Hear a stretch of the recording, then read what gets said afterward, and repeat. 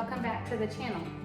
Today we are going to can some baked beans for our shelf. So I'm gonna go ahead and use my pressure canner, the tanker from Denali, and I'm really excited about this recipe because there's nothing better on a summer night that goes with a burger or a hot dog or something like that that you throw on the grill than a can of baked beans.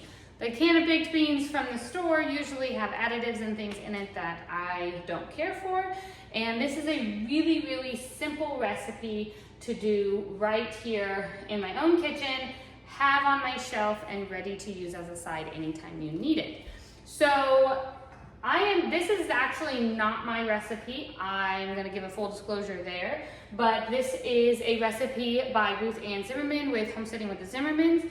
And I was really excited when it came out because I have another recipe that I use from Homesteading Family, and I love that recipe as well, but it is a little bit more time consuming. This one is really, really quick. So I am super excited about that.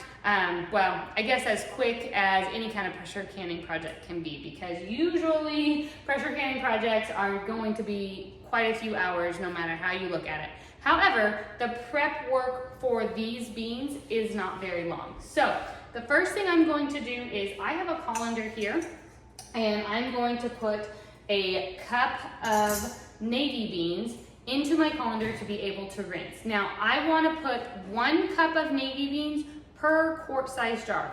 Today I am only going to can 5 quart-size jars, and the reason is I wish I could do a full 7, but I am down to my last jar of ketchup and then what's left in the refrigerator, and I'm gonna have to add ketchup into each jar, and I'm afraid I'm gonna run out. I think I might have enough there to just do the 5 quarts. I might even run short on that. And so I am going to do what I can with the ketchup that I have.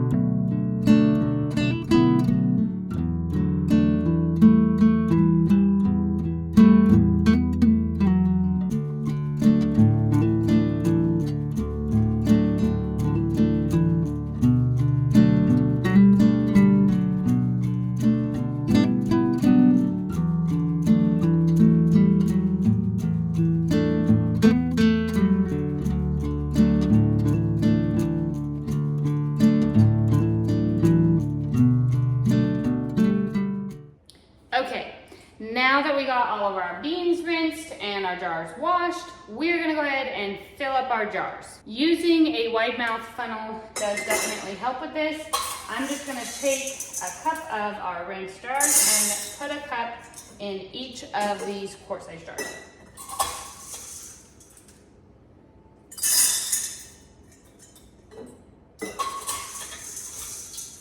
Now in each of my jars, I'm gonna go ahead and put 1/4 of a cup of brown sugar. You can do 1/2 cup if you wish. I like to stay a little less on the sugar side, and so I'm gonna do 1/4 a cup.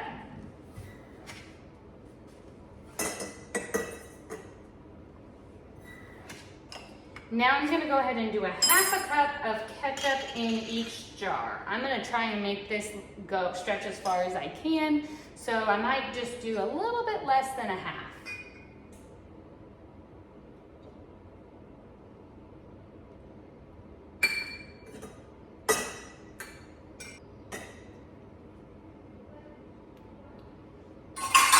Now I'm gonna do 1 tablespoon in each jar of minced onions.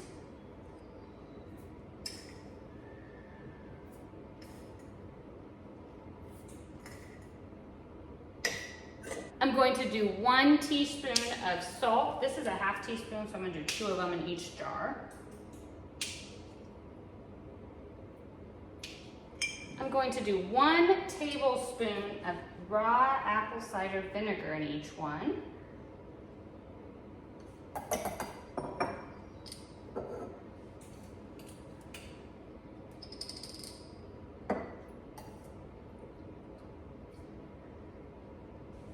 completely optional, but I'm going to do a half a teaspoon of liquid smoke into each. You could do up to a full teaspoon if you want. It's gonna give that smoky flavor to your baked beans.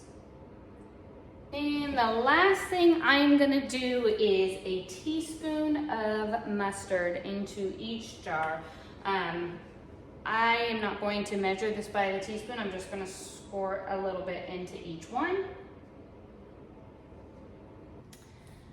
Okay, I have my hot water here, and I'm just going to fill each of these jars with my hot water up to a 1-inch headspace.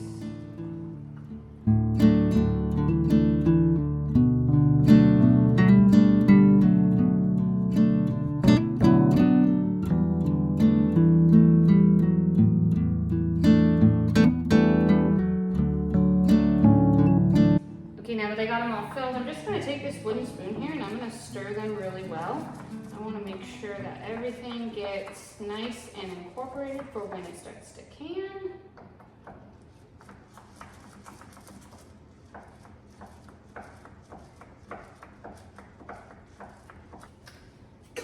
Now that everything is mixed up really well, I'm going to take this clean rag here wet with water, and I'm just going to wipe each of the jar rims really well.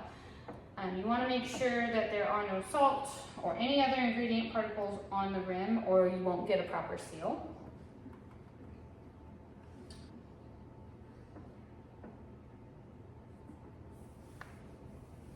Okay, and then I'm going to go ahead and take my Denali lids here and cap each of my jars.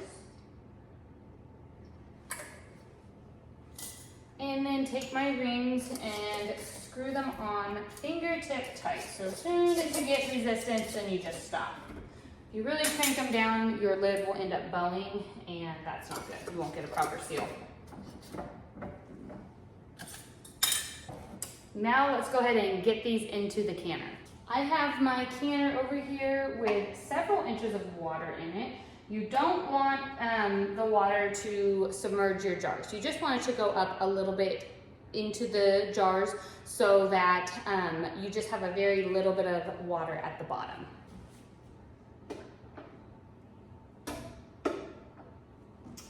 Okay, now we are ready to get our lid on with the tanker. My weight is already on my canner. I don't need to remove that.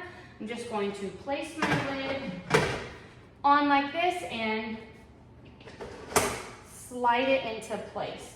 I ended up changing where I put my canner. I put it here in the middle burner. This one's actually an easier burner. I have a gas stove to adjust the heat than the one I had it on when I showed you where I filled my canner. But now that my lid is on and locked into place, I've turned my stove on to about medium, and I am going to let it do its thing. So it has an automatic vent here in the handle. I don't need to do anything. As I told you before, my weight is already on. It's going to automatically vent itself, seal itself off, and begin to build pressure. I'm going to process these quart-sized jars for 90 minutes. Once I've reached pressure is when I will start my timer. And if you were doing pint-sized jars, you would half everything that you put into the jar, and you would do them for 75 minutes. Okay, the timer has gone off. And I'm just gonna go ahead and turn my stovetop off. At this point, I'm not gonna do anything else with the canner. So I'm just gonna let it come down naturally all the way to 0.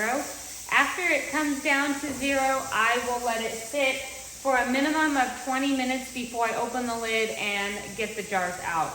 Really, I'll leave this like this for probably over an hour. I find that the longer it sits and lets all of the pressure come out, the easier the lid comes off, and just the less likely for your jars to crack or break when you remove them from the canner. So at this point, you're just gonna go ahead and let it sit, and after 20 minutes or longer, then we'll go ahead and remove all of our jars.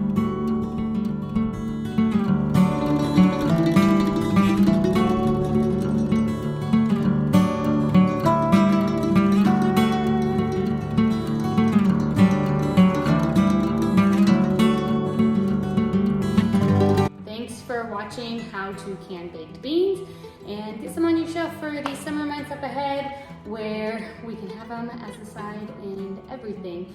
Make sure to like and subscribe to the video. I send out one new video every single week. Make sure to jump over to the blog and put in your email address. I will send you an email every week over there with the video of the week, plus some recipes, farm life, and all of that. I hope that this video was helpful, gave you some more ideas on something else that you can get onto your shelf to have food all year long for your family. I will see you next time. Take care.